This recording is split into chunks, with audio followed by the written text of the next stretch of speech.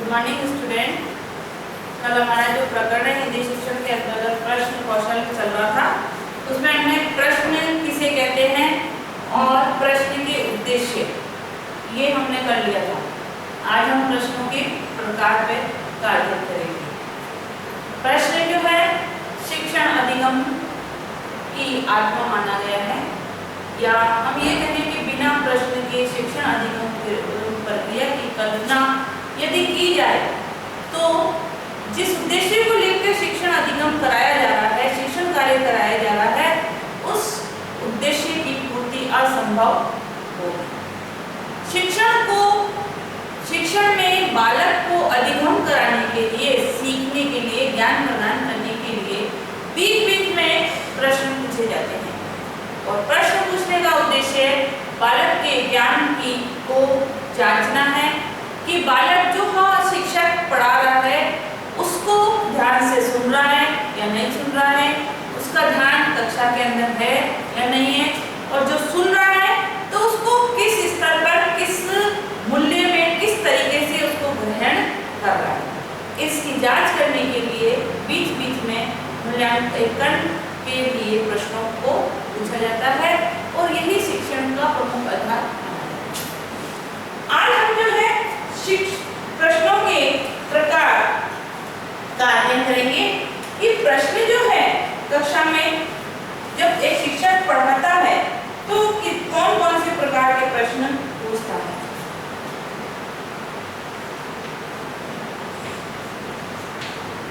प्रश्नों की प्रकार,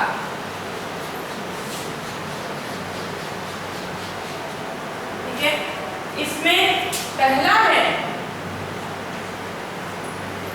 प्रस्तावना प्रश्न।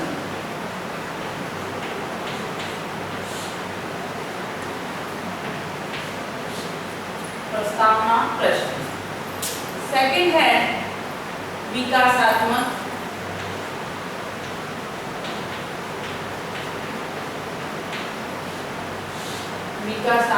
प्रश्न। थर्ड है बोध प्रश्न। फोर्थ है पुनरावृत्ति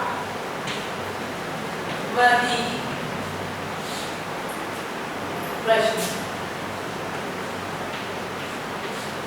ये एक कक्षा में शिक्षण के दौरान जब कक्षा में अध्यापक पढ़ाता है तब वह इन प्रश्नों को शिक्षण के अंतर्गत पूछता है।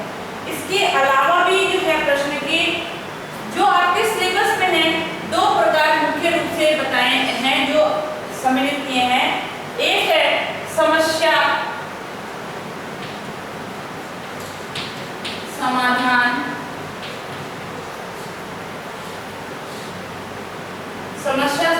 प्रश्न, और द्वितीय है सृजनात्मक प्रश्न।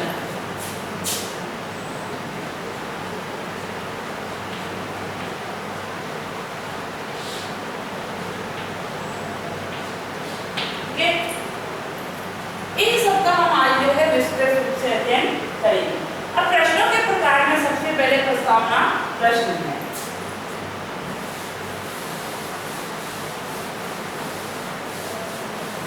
प्रस्तावना प्रश्न किसे कहते हैं?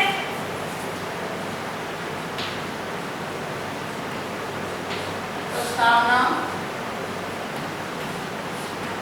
प्रश्न। प्रस्तावना जो है पूर्व ज्ञान पर आधारित होती है। जब कक्षा में शिक्षक नया टॉपिक पढ़ाने जा रहा है, या कक्षा में जब वो पढ़ाने से पूर्व जो क्वेश्चनिंग करता है वो प्रस्तावना प्रश्न कहलाते हैं। और प्रस्तावना प्रश्न जो है पूर्व ज्ञान पर आधारित प्रश्न होते हैं। पूर्व ज्ञान से तात्पर्य है कि जो आज हम नया टॉपिक पढ़ा रहे हैं उससे संबंधित बालक जो है कि पूर्व में कितनी जानकारी होगी, ये अनुमान के आधार पर जो है उससे संबंधित प्रश्न पूछे जाते हैं, और पूर्व ज्ञान से नवीन ज्ञान की तरफ जो है लाया जाता है, जो आज का हमारा टॉपिक होता है।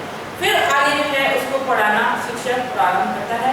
प्रस्तावना प्रश्न, जब आपको प्रस्तावना कौशल कराया था तब भी आपको विस्तृत रूप से बताया गया था कि प्रस्तावना क्यों की जाती है या प्रस्तावना प्रश्न की क्या औचित्य है, क्या उसको करने के लिए क्या क्या जो है साधन सुविधाएं काम में लेनी चाहिए। तो प्रस्तावना प्रश्न जो है पाठ का ये प्रश्न बालक के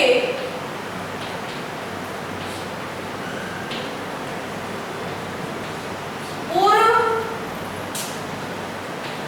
ज्ञान पर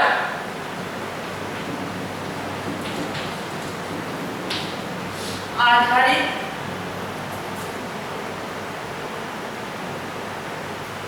होते हैं।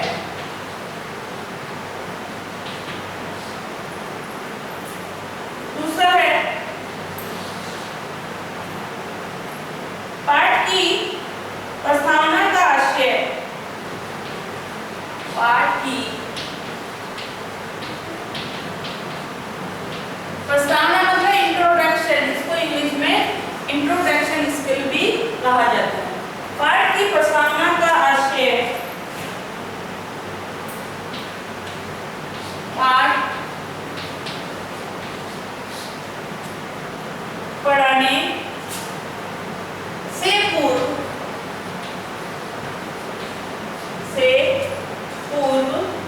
विद्यार्थियों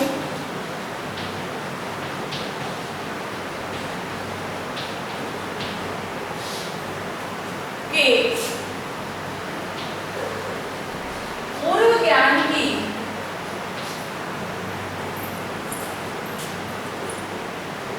जांच करके उन्हें पाठोन्मुख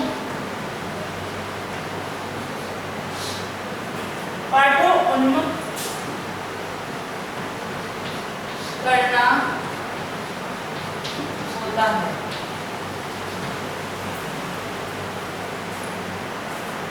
तीसरा है सहायक सामग्री, सहायक सामग्री का प्रयोग करके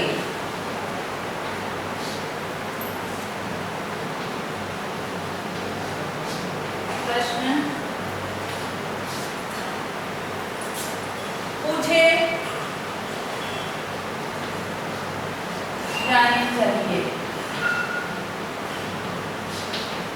कि बिना सहायक, क्योंकि पूर्व ज्ञान पे आधारित होता है, तो पूर्व ज्ञान पे आधारित होने के कारण से बालक जो है उन प्रश्नों का उत्तर नहीं दे पाता है। तो इसके लिए उनको तो हेल्प देने के लिए हम जो है सहायक सामग्री का प्रयोग करते हैं, जिससे बालक जो है उसके इंडिकेशन को समझ जाता है और उत्तर देने का प्रयास करता है।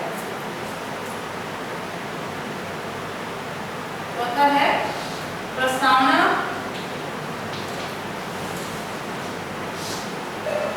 के प्रश्नों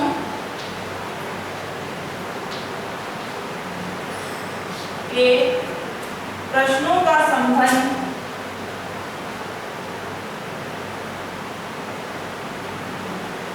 पूर्व जानकारी से होता हुआ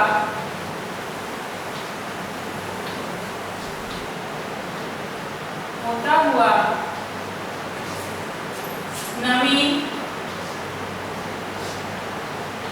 ज्ञान तक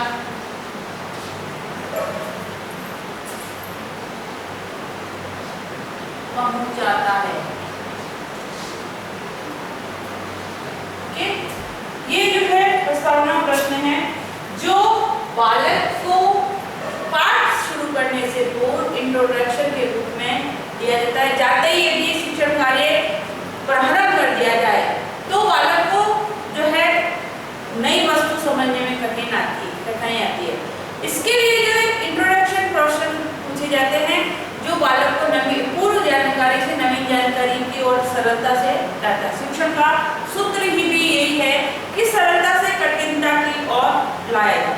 तो ये जो है इसी सिद्धांत पर आधारित होते हैं जिससे बालक को नवीन विषय वस्तु जो है कठिन नहीं लगती है और उसको समझने में कोशिश करने लगता है जब वो उसका इंट्रोडक्शन समझ जाता है। इस प्रकार से जो है प्रस्तावना प्रश्न की ये विशेषता है जो बालक को पाठ प्रारंभ करने से पूर्व पूछने जाने अनिवार्य है जिससे वो नवीन विषय वस्तु को आत्मसात करने में समझने में उसको जो है सहायता मिलती है। दूसरा है विकासात्मक प्रश्न।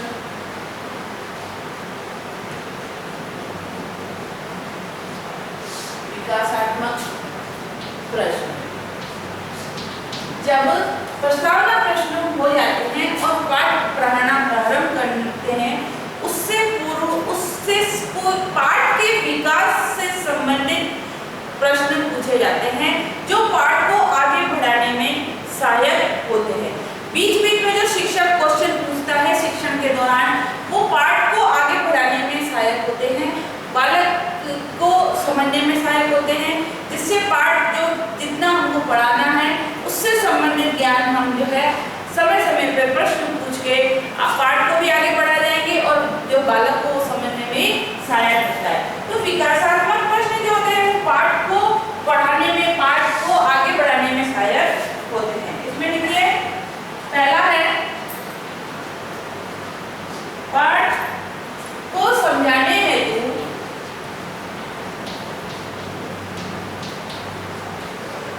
पाठ को समझाने हेतु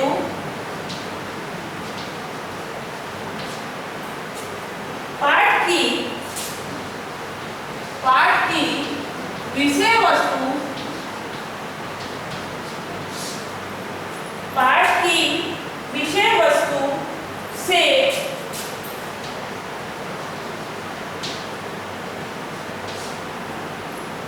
बाहर की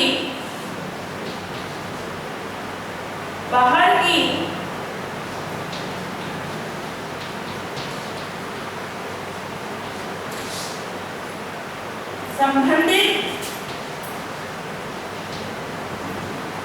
विषय वस्तु पर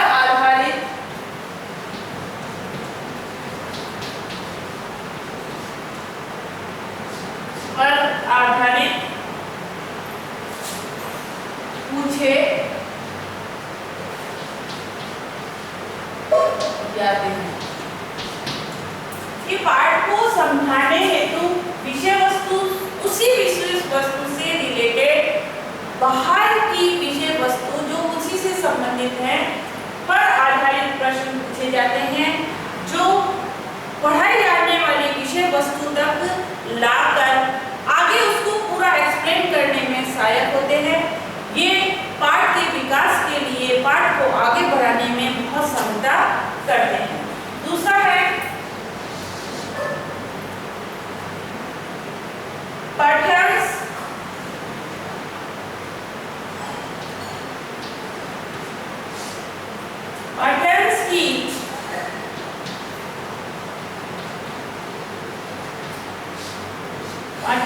की व्याख्या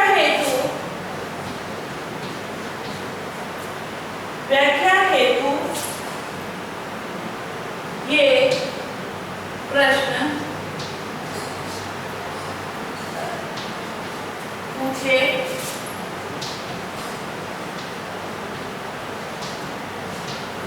ये विकासात्मक प्रश्न जो होते हैं जितना टॉपिक हमको इस एक शिक्षण बिंदु के अंतर्गत पढ़ाना है उससे संबंधित विषय वस्तु से रिलेटेड पूर्व ज्ञान से संबंधित होते हैं जो बाहर की विषय वस्तु से होते हैं और ये इसको का जो लास्ट क्वेश्चन समस्यात्मक होता है वो समस्यात्मक प्रश्न को लेकर उस विषय वस्तु की जो हम पढ़ाना चाहते हैं जो शिक्षक पढ़ाना चाहता है उसकी वो व्याख्या विस्तृत रूप से बालक को समझाता है अर्थात वो विषय वस्तु बालक को पूर्ण रूप से समझा देता है और समझाने के बाद में बालक को कितना समझ आया इसके मूल्यांकन के रूप में बोध प्रश्न पूछे जाते हैं कि हमारे ज्ञान प्राप्त किया है कि जो हम उद्देश्य लेके चले थे उस उद्देश्य की पूर्ति हो रही है या नहीं हो रही है, इसकी जांच के लिए बोध प्रश्न पूछे जाते हैं। तो जो है तीसरा प्रकार जो है बोध प्रश्न। बोध से संबंधित है, बोध मतलब ज्ञान।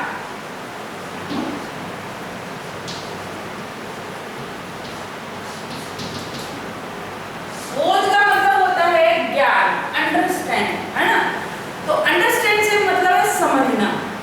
समझना कब होगा? जब शिक्षक विषय वस्तु को क्लियर कर देगा, पढ़ा देगा, ठीक है। पढ़ाने के बाद में बालक ने उसको कितना ग्रहण किया है, कितना समझा है, इसकी जांच करने के लिए बीच बीच में जो प्रश्न पूछे जाते हैं वो बोध प्रश्न कहलाते हैं, जो बालक के ज्ञान स्तर को जानने की में अनिवार्य भूमिका निभाते हैं, बालक को एकाग्रचित करने में एक भूमिका निभाते हैं। बालक ने हमारे द्वारा शिक्षण कराने पर जैसा जो हम उद्देश्य हम लेके चले थे उस उद्देश्य की पूर्ति हो रही है या नहीं हो रही है, यह उसमें परिवर्तन करने की आवश्यकता है। इस सब की जांच के लिए जो है बीच बीच में बोध प्रश्न पूछे जाते हैं और बोध का मतलब होता है ज्ञान, ठीक है। इसमें लिखो बोध शब्द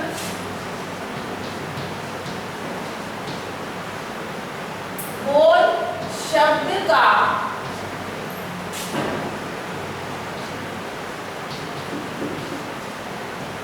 शाब्दिक अर्थ ज्ञान है। देखो ज्ञान से मतलब ये होता है, एक होता है रटी रटाई चीज को बोलना, एक होता है समझकर किसी चीज का उत्तर देना। दोनों में बहुत डिफरेंस है। जो चीज हमने रटी है उसको हम एज इट इज बोल देंगे, पर उसको हम समझेंगे नहीं, बालक उसको समझेगा नहीं। जैसे फॉर एग्जाम्पल किसी व्यक्ति वस्तु स्थान के नाम को समझा कहते हैं, उसने रट लिया, पर उसको जब एक्सप्लेन करने की बारी आएगी, उसको समझाने की बारी आएगी, तब वो कुछ भी समझा नहीं सकता। तो बोध करना और रटना दोनों में बहुत अंतर होता है। तो जो बोध प्रश्न होते हैं वो बालक का समझाने पे बल देते हैं, अंडरस्टैंडिंग पर बल देते हैं, जिससे वो उस विषय वस्तु के प्रत्येक पहलू को अच्छी तरह से समझ जाए और इन फ्यूचर वो उसके अंदर अपने विचारों को सम्मिलित करते हुए अपने नए तरीके से उनको प्रस्तुत करने में भी सक्षम हो जाएगा। जब वो उसको समझ लेगा तो उसमें कुछ नया करने की भी कोशिश करेगा कि मैं इसको इस तरीके से भी यदि समझाऊं, इस विषय वस्तु से समझाऊंगा तो बालक को हो सकता है अच्छी तरह समझ आएगी। तो उसको समझाने के लिए वो और अधिक प्रयास करेगा। तो बोध प्रश्न जो है इसी उद्देश्य से पूछे जाते हैं कि बालक उसको समझ रहा है या नहीं समझ रहा। तो बोध का अर्थ है ज्ञान। ज्ञान का संबंध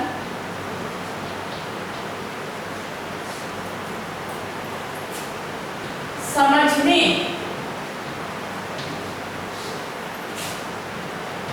से होता है, न कि रटने पर।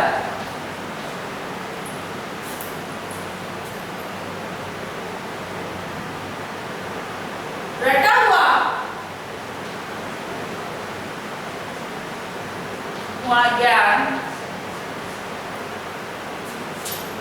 ज्ञान नहीं कहलाता,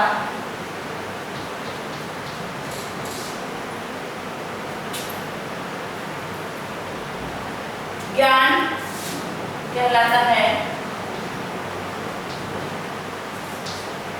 ज्ञान वह होता है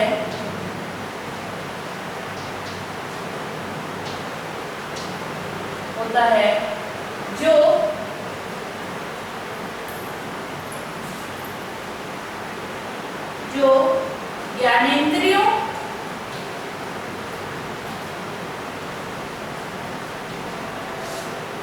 ज्ञानेंद्रियों के द्वारा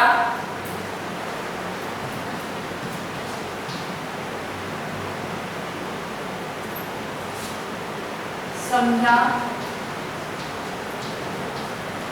व जाना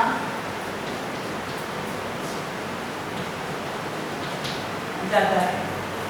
इसलिए जो है बोध प्रश्न का संबंध ज्ञान से है और ज्ञान से तात्पर्य है जो वह ज्ञान जो ज्ञानेंद्रियों के ज्ञानेंद्रिय मतलब श्रवण कौशल, देखना, सुनना, बोलना, मस्तिष्क, इसमें सारी ज्ञानेंद्रियां जो है कार्य करती हैं। इसलिए जो है इसका संबंध ज्ञान से माना गया है। ज्ञानेंद्रियों का संबंध जो है हमारे मस्तिष्क को दृढ़ बनाना होता है, न कि जो है कुशल बनाना होता है। इसमें लिखो आगे,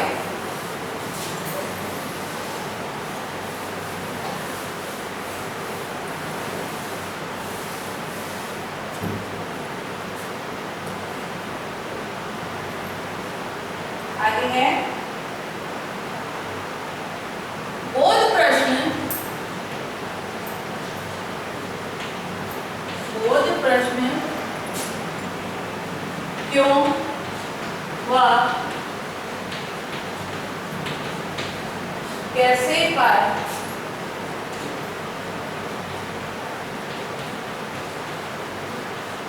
आधारित होते हैं, क्योंकि बालक जब रट के कोई चीज को समझाने बताने की कोशिश करेगा तब वो समझेगा नहीं। यदि उसके पूरक में कोई भी प्रश्न पूछ लिया जाता है तो बालक उसका उत्तर देने में असक्षम होता है, क्योंकि उसने उस चीज को रटा है। जब वो उसके विस्तृत जानकारी को, ज्ञान को समझ लेगा तो जो है उसका उत्तर, उससे संबंधित पूरक प्रश्न भी यदि उससे पूछे जाएंगे तो वह उसका उत्तर देने का प्रयास करेगा और बोध होने पर हम उसके बारे में विस्तृत विषय वस्तु की विस्तृत जानकारी देने में सक्षम हो जाते हैं। इसीलिए जो है बोध प्रश्न पूछे जाते हैं जो बालक के ज्ञान का मूल्यांकन करने में बहुत अहम भूमिका निभाते हैं। बालक ने कितना ग्रहण किया है, कितना समझा है, किस स्तर तक समझा है, इसकी जांच बोध प्रश्न के माध्यम से ही होती है। अब है नेक्स्ट है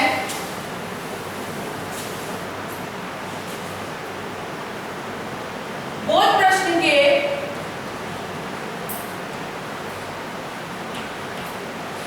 लाभ। क्या लाभ है, इसको पूछने का क्या औचित्य है? पहला है शिक्षक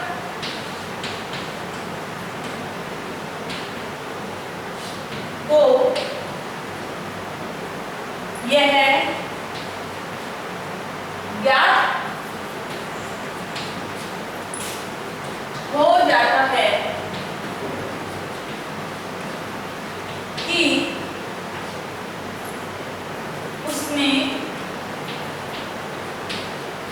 जो शिक्षण कराया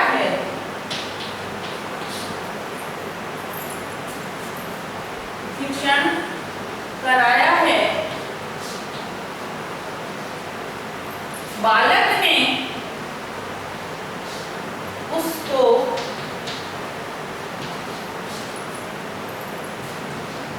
कितना समझा है, वह किस स्तर तक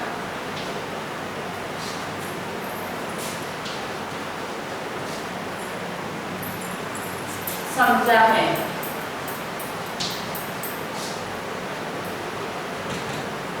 जब शिक्षक को ये बात ज्ञात हो जाती है कि मेरे द्वारा पढ़ाए गया शिक्षण कार्य जो हमने किया है, बालक ने उसको आत्मसात किया है या नहीं किया है, तो वो उसमें और सुधार की, यदि कोई कमी नजर आती है तो उसमें वो सुधार की कोशिश करता है। समय रहते बालक की कमजोरी के बारे में पता चल जाता है और उसके लिए यदि उसको नई शिक्षण पद्धति का उपयोग लेना पड़ता है, सहारा लेना पड़ता है, तो वह उसको जानकर उसमें परिवर्तन करके और सुगम तरीके से बालक को पढ़ाने का प्रयास करता है और जिस उद्देश्य को हम लेकर शिक्षण कार्य कराते हैं उस उद्देश्य की प्राप्ति करने में हम सक्षम हो जाते हैं। दूसरा है पढ़ाए जाने वाले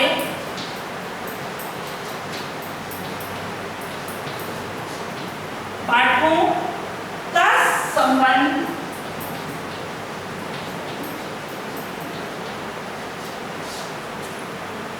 शुद्ध अथवा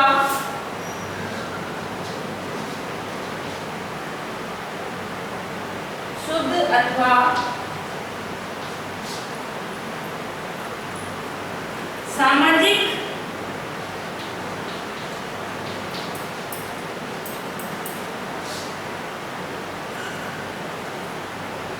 स्तर पर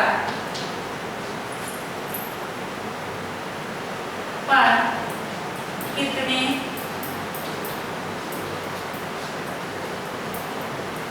उपयोगी हैं।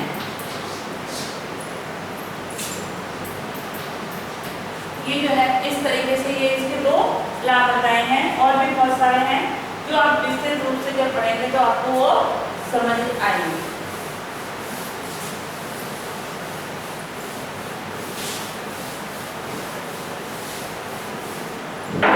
आगे है पुनरावृत्ति प्रश्न।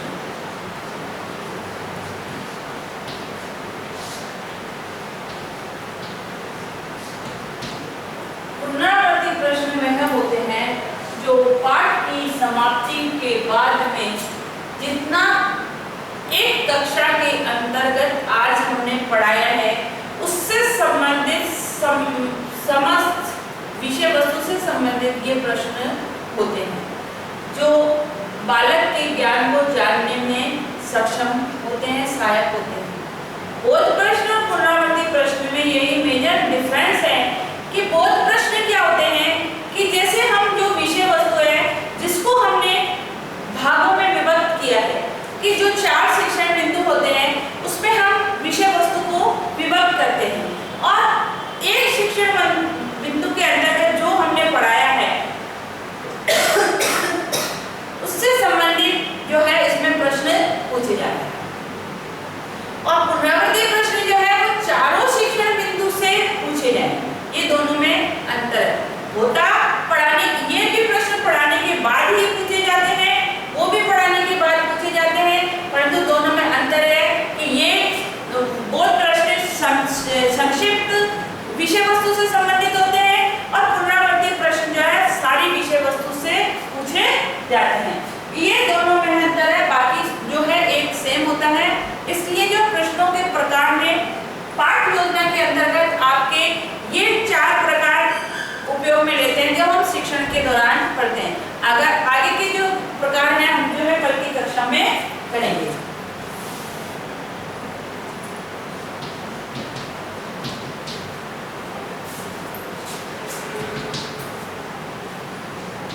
प्रश्नों के प्रकारों को सविस्तार समझाइए।